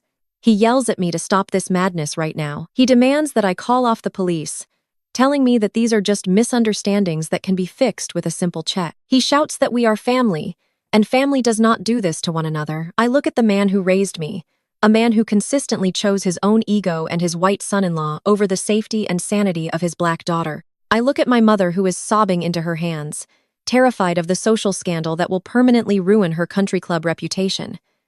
I do not raise my voice. I speak with a profound, unbreakable stillness. I tell them that they stopped being my family the exact day they decided my total financial ruin was an acceptable price to pay for a luxury lifestyle. I tell them they stopped being my parents the day they helped forge my signature and abandon a 6-year-old child just so they could play rich in front of their friends. But I am a forensic accountant, and I never leave a ledger unbalanced. I look my father dead in the eye and ask him if he actually read the fine print on the loan origination documents he signed as an official witness. Calvin blinks, his false bravado faltering as a new wave of terror washes over his face. I explain the brutal reality of commercial banking law to him. I tell him that because he and Brenda actively co-signed and verified a fraudulent federal loan application, they are not just witnesses. They are legally and financially liable co-conspirators. I watched the exact moment the color drains entirely from my mother's face. I informed them that when I reported the $200,000 wire fraud to the regional bank and the federal authorities, the bank immediately moved to secure their stolen capital. I tell my parents that as of this morning, the bank has placed a massive, inescapable legal lien against their suburban home. The house they have spent decades refinancing and leveraging to buy expensive cars and designer clothes is now frozen asset collateral. I let the truth sink deep into their bones. I tell them they are bankrupt. I tell them the bank is going to seize their property to cover Trent's stolen money, and that they will be incredibly lucky if the federal prosecutor does not indict them alongside Jasmine for criminal conspiracy. Calvin staggers backward as if the floor has literally dropped out from underneath him. Brenda lets out a raw, guttural sob, clutching her chest as her entire fabricated universe collapses into dust. They sold their souls to maintain a fake image of wealth, and now they are going to lose everything they ever cared about. I do not offer them a single ounce of comfort. I do not shed a tear. I simply turn my back on them. I walk through the silent, stunned crowd of software developers and socialites. I walk past the abandoned champagne glasses and the discarded plates of expensive catered food. I push open the heavy glass double doors and step out into the cool, crisp Atlanta night. The air has never tasted sweeter. I have leveled the playing field, audited their lives, and collected every single debt. The drive back to my secure estate that night was the most peaceful journey of my entire life. I navigated the familiar Atlanta highways as the adrenaline slowly drained from my system, replaced by a profound and absolute stillness. I had spent 35 years contorting myself into whatever shape my family demanded. I had swallowed their insults, funded their mistakes, and accepted the role of the invisible workhorse just to keep the peace. But as I pulled through the heavy iron security gates of my neighborhood, I realized the peace was never mine to keep. It belonged entirely to them, paid for by my suffering. Tonight, I finally stopped paying the toll. I parked my car in the garage and walked into my quiet, pristine home. My trusted nanny met me in the kitchen, assuring me that the evening had been completely uneventful. I thanked her, paid her a generous bonus for the weekend, and locked the front door behind her. I took off my suit jacket, draped it over a chair, and walked softly down the hallway to the guest room. I gently pushed the door open. Zuri was fast asleep in the center of the bed, her breathing slow and steady. She was clutching the new teddy bear I had bought her, completely oblivious to the catastrophic collapse of the toxic world she had been born into. Looking down at my beautiful, innocent niece, the last lingering trace of guilt I held regarding my parents and my sister vanished entirely. I did not just destroy my abusers tonight. I protected a child from being raised by narcissistic criminals who saw her as nothing more than a social media prop. I pulled the blanket up over her small shoulders, turned on the nightlight, and whispered a promise that she would never have to earn her right to be loved ever again. The fallout began the very next morning, and it was swift, brutal, and entirely public. By Monday, the story of the disastrous VIP launch party had ripped through the Atlanta tech and investment circles like wildfire. The venture capitalist who had walked out of the suite spread the word that Trent was not a visionary founder, but a desperate fraud who was actively being evicted by his own family. Trent's reputation was instantly and permanently vaporized. No reputable firm in the city would even take his phone calls. Meanwhile, my corporate attorney, Elijah, and my property management team executed the asset seizure with ruthless efficiency. I did not have to lift a single finger. The holding company sent a fleet of moving trucks to the commercial high-rise under the supervision of armed security. Every single asset inside Suite 400 was systematically boxed up and hauled away. The high-end espresso machines, the custom designer lounge furniture, the massive dual-monitor computer setups, and the expensive data servers were all seized and liquidated at a private commercial auction. The proceeds went directly toward satisfying the 5 months of unpaid rent and the penalties outlined in the lease agreement. Trent's entire fake empire was packed into cardboard boxes and sold to the highest bidder in less than 48 hours. Jasmine and Trent did not come home. They were denied bail at their initial federal arraignment. The magistrate judge reviewed the forged school documents, the flight records showing they had fled to the Maldives, and the sheer volume of the $200,000 wire fraud, and deemed them severe flight risks. They were remanded to federal custody while awaiting trial. The glamorous influencer, who could not be seen without a designer handbag, was now wearing a standard-issue county jumpsuit stripped of her phone, her followers, and her unearned pride. My parents fared no better. Calvin and Brenda had built their entire identities on the illusion of generational wealth and country club prestige. They desperately wanted to be part of the elite black upper class of Atlanta.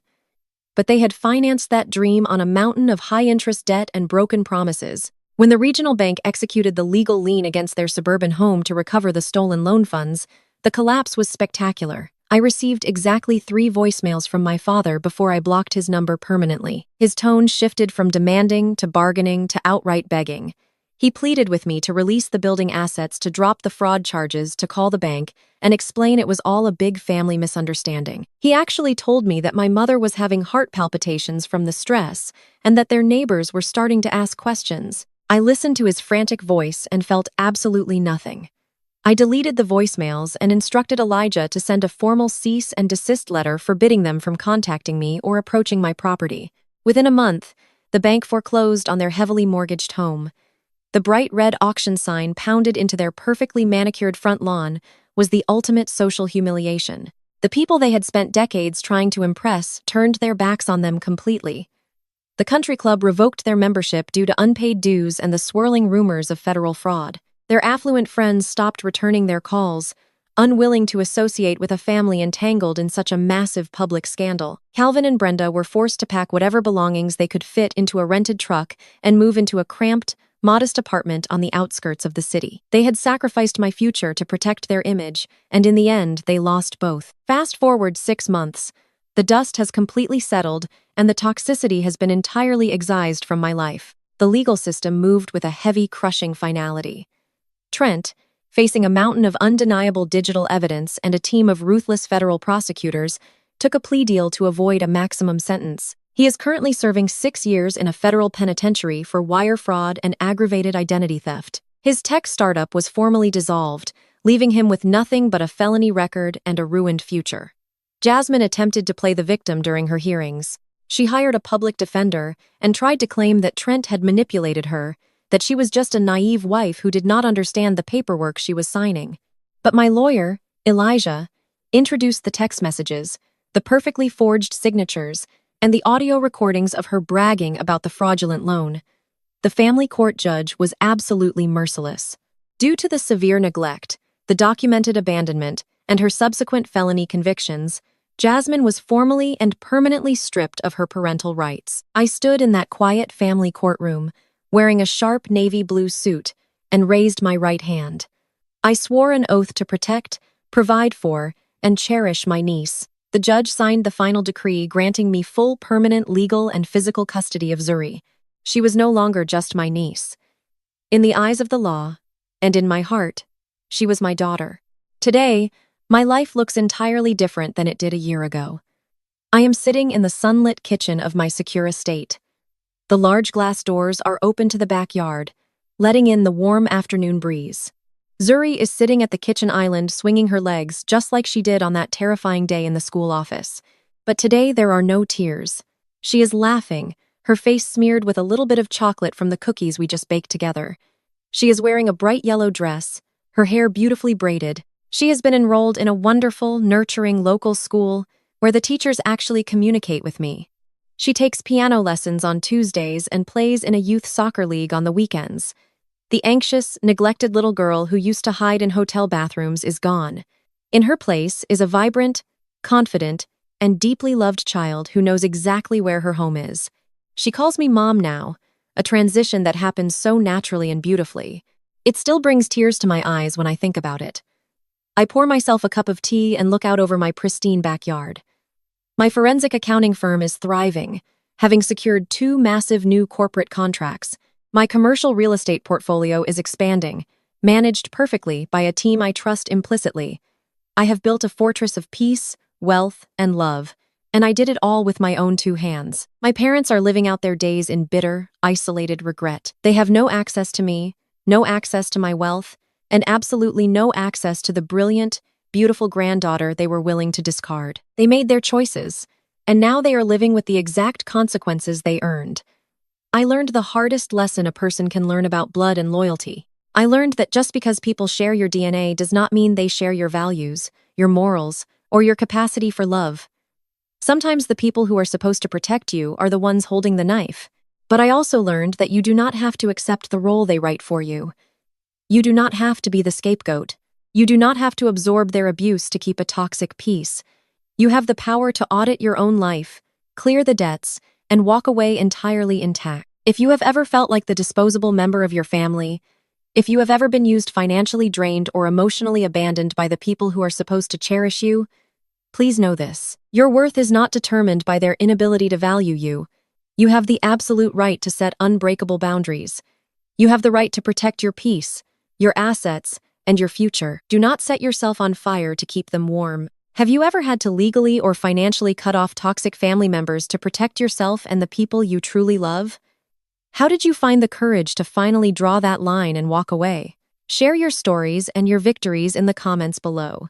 If this journey of reclaiming power and finding true justice resonated with you, please hit that like button and subscribe to the channel for more stories about resilience, boundaries, and building a beautiful life on your own terms. Remember, the best revenge is not destruction.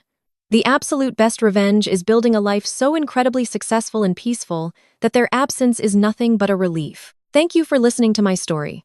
Take care of yourselves, protect your peace, and never apologize for knowing your worth. 6 months have passed since the night I locked the doors on my sister and her husband, completely dismantling their fraudulent empire under the bright lights of their own launch party. The dust has settled. The legal audits have concluded, and the ledgers of my life are finally perfectly balanced. The toxicity that choked my family for 3 decades has been entirely surgically excised from my world. I sat in the polished wooden pews of the federal courthouse last Tuesday and watched the absolute finality of justice being served. Trent stood before the federal judge wearing a standard issue beige jumpsuit instead of his bespoke tailored tuxedos. He looked incredibly small. The arrogant, charismatic tech founder persona had completely evaporated, leaving behind nothing but a terrified man who finally realized he could not smooth talk his way out of federal wire fraud. His defense attorney attempted to argue for leniency, citing Trent's previous lack of a criminal record and his supposed entrepreneurial ambitions. The judge did not even entertain the motion. The sheer volume of the evidence my legal team and I provided, the forged signatures, the misdirected funds, the blatant use of stolen credit to fund luxury vacations, left no room for mercy. Trent was sentenced to 8 years in federal prison with no possibility of early parole. I watched the bailiff lead him out of the courtroom in handcuffs. He did not look back. He knew he had absolutely no power left. Jasmine faced an even harsher reality. Her trial is still pending, but the family court system moved with a swift and merciless precision. The judge reviewed the extensive documentation of her severe child neglect. He saw the flight records proving she abandoned a 6-year-old child in a school office to fly first class to the Maldives. He saw the financial statements proving she prioritized designer dresses over her own daughter's tuition and safety. Jasmine sat across the courtroom from me, stripped of her expensive makeup and her carefully curated influencer wardrobe. She looked utterly broken. When the judge struck his gavel and officially stripped her of her parental rights permanently, she let out a hollow, agonizing sob. She tried to call out my name as we left the courtroom, begging me to let her see Zuri just one more time. I did not stop walking. I did not turn my head. She forfeited her right to be a mother the day she decided my niece was nothing more than a disposable accessory. My parents' downfall was a slow, humiliating public spectacle. Calvin and Brenda had spent their entire adult lives worshiping at the altar of upper-class respectability. They sacrificed my emotional well-being to ensure their golden child had everything she desired simply to impress a social circle that never truly cared about them. When the regional bank executed the legal lien against their suburban home to recover the stolen loan funds, the collapse was absolute. The bank foreclosed on their property within 90 days. A bright red auction sign was driven into their perfectly manicured front lawn, broadcasting their financial ruin to the entire neighborhood. The elite Atlanta society they had so desperately tried to cling to turned their backs on them instantly. Their country club revoked their membership. Their affluent friends stopped returning their phone calls, terrified that the federal fraud investigation would somehow stain their own reputations. Calvin and Brenda were forced to pack whatever belongings they could fit into a small rented truck and move into a cramped, outdated apartment complex on the far outskirts of the city. My father attempted to use his extended family network to pressure me into saving them. He sent my aunts and uncles to my corporate office armed with guilt trips about how family is supposed to stick together through hard times. I sat in my boardroom, looked my relatives dead in the eye, and handed them copies of the forged loan documents my parents had willingly co-signed.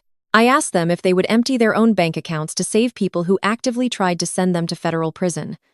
The flying monkeys went entirely silent. They left my office and never brought up the subject again. I instructed my lawyer to file a watertight restraining order against my parents, legally forbidding them from contacting me, approaching my property, or attempting to reach out to my niece. They are completely cut off. They have to work menial retail jobs just to afford their basic rent.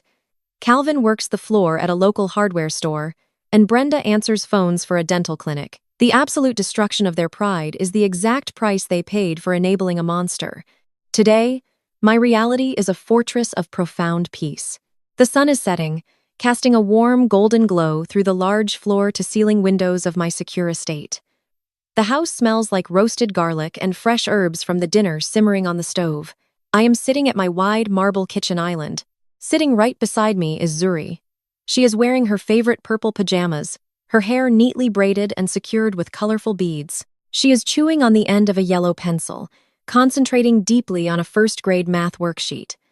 The anxious, terrified little girl who used to hide in hotel bathrooms while her parents partied is completely gone. In her place is a vibrant, confident, and deeply cherished child. The intense therapy we started 6 months ago has worked wonders. She no longer flinches when the doorbell rings. She no longer asks if I am going to leave her behind. She knows with absolute certainty that this house is her forever home and that she is the most important person in my world. She looks up from her worksheet, a triumphant smile spreading across her face. She slides the paper toward me and announces she solved the final problem. I review her math, praising her intelligence and her hard work. Her eyes light up with pure joy.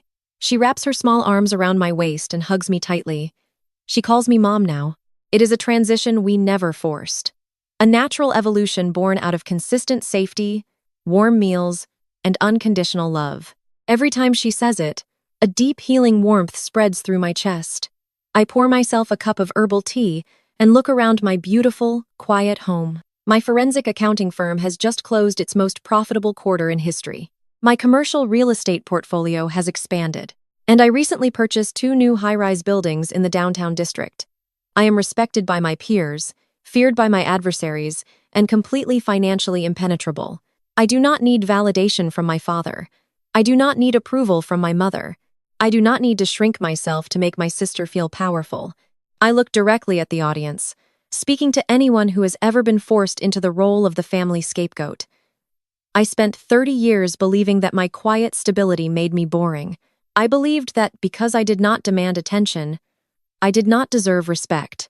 My family treated my independence as a weapon to use against me, assuming I would always be the invisible safety net, waiting to catch them when they fell. They grossly underestimated the power of a woman who builds her own empire, brick by brick in the dark. If you are watching this and you are currently carrying the heavy, suffocating burden of toxic family members, hear my words carefully. You do not owe your success to the people who mistreated you. You do not owe your financial security to parents who enabled your abuse. Blood does not automatically grant someone unlimited access to your peace, your bank account, or your future. You have the absolute right to lock the doors. You have the right to audit your relationships and permanently evict anyone who is bringing deficit to your life. Breaking generational curses and cutting off toxic family members is a brutal, agonizing process. It will test every single ounce of your resolve. People will call you cold. They will call you unforgiving. They will try to use your shared history to manipulate your boundaries. Let them talk. The opinions of people who benefit from your suffering are completely irrelevant. I walked into a lion's den wearing an emerald green suit and armed with nothing but the undeniable truth. I tore down a fraudulent empire, sent 2 criminals to federal prison, and rescued a beautiful child from a life of severe neglect. I leveled the playing field and collected every single debt I was owed. I am no longer the forgotten older sister. I am a wealthy, independent Black woman who built an empire and created a real loving family entirely on my own terms. Thank you for listening to my journey. Remember that your worth is absolute. Protect your peace, safeguard your assets, and never apologize for building a life that the people who hurt you cannot afford to enter. Take care of yourselves and never be afraid to serve the final eviction notice. Looking back on everything that happened, the greatest lesson I learned is that blood does not automatically grant someone a lifelong pass to your peace. For so many years, I was conditioned to believe that being the bigger person meant absorbing the abuse, funding the mistakes, and staying quiet while my own family treated me like a disposable asset. In our community, we are so often taught that family is everything, that you protect your own no matter what, and that walking away is the ultimate betrayal. But the harsh truth I had to learn is that true betrayal is a family that demands your absolute loyalty while actively plotting your financial and emotional ruin. They expected me to be the invisible safety net because they confused my quiet stability with weakness. They thought my success was just a resource for them to exploit, assuming I would always shrink myself to fit their toxic narrative. But what they did not realize is that when you build your own life from the ground up, you learn exactly how to protect it. Cutting off toxic family members is an agonizing process. It goes against everything we are taught to value as women. But when the people who are supposed to cherish and protect you are the exact ones holding the knife setting, an unbreakable boundary is not an act of cruelty. It is an act of profound self-preservation and survival. I had to stop waiting for apologies that were never going to come. I had to realize that my worth was not tied to their ability to acknowledge it. Taking full custody of my niece and completely dismantling the fraudulent life they built showed me that we have the power to break generational curses. We do not have to inherit the trauma they try to pass down to us. We can step out of the shadows and rewrite the script entirely. Today, my life is filled with genuine love, absolute financial security, and a beautiful daughter who knows she is entirely safe. The family I built is far stronger than the one I left behind. If you have ever been the designated scapegoat in your family, I want you to know that your success is yours to keep and your boundaries are completely valid. Have you ever had to walk away from toxic relatives to protect your peace and build your true life? Share your story in the comments below. Hit that like button and subscribe to join a community of people who are reclaiming their power.